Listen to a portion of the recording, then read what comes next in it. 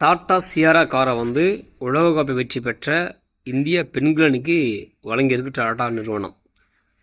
ஒரு வாழ்த்துக்கள். ஆனால் இந்த மாதிரி நிறுவனங்கள் அந்தந்த மாநிலத்தில் இருக்கக்கூடிய ரொம்ப ஏழ்மையில் கஷ்டப்படக்கூடிய விவசாயிகளை கொஞ்சம் கையில் எடுத்து பண்ணாங்கன்னா விவசாயமும் வளரும், அந்த தொழில்துறையும் வளரும். ஆனால் இவங்க என்ன பண்ணுறாங்கன்னா விவசாய நிலங்களை பிடுங்குவது, அதில் தொழில்துறையை அமைப்புவது. இப்போ பணக்காரன் போயிட்டு இருக்கான். இப்போ இந்த டாடா சிஆரை கொடுத்ததுனால பேர் பிரபலாகும், இன்னும் நிறைய பேர் வாங்குவான். தவிர அந்த ஒரு கிரிக்கெட் என்ற ஒரு விளையாட்டால் எத்தனை விளையாட்டுகள் காணாமல் போயிடுச்சு, அழிஞ்சிக்கிட்டு இருக்கு. அதே காரை கூட இப்போ கபடி விளையாடுறவங்க, வில்வதி விளையாடுறவங்க, ஷட்டில் கார்க்கு விளையாடுறவங்களுக்கு இதெல்லாம் கொடுத்தா இன்னும் ஊக்குவிப்பாக இருக்கும்.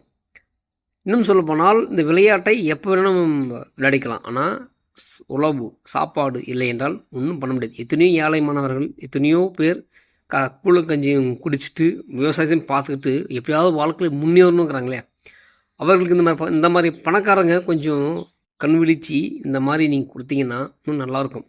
எவ்வளோ பணத்தை வந்து பிளாக் பண்ணுவான், வெளிநாட்டில் போட்டுக்கிறது, அப்புறம் அமலாக்கத்துறை வந்தால் எரிச்சிடுறது, அப்படின்னா எங்கே குப்பையில் வீசுறது.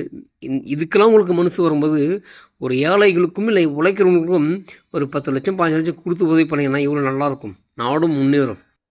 ஆனால் அந்த பணத்தெல்லாம் எரித்து சாம்பலாக்கணும் தவிர கொடுத்து மனசு வராது. இல்லையா இந்த மாதிரி பொழுதுபோக்கு விளையாட்டு கொடுத்து அதை வேஸ்ட் பண்ணுவீங்க. ஆனால் உழைக்கின்ற கடுமையான உழைப்பாளிக்கும் கடுமையான விவசாயிகளுக்கும் தரமாட்டீங்க.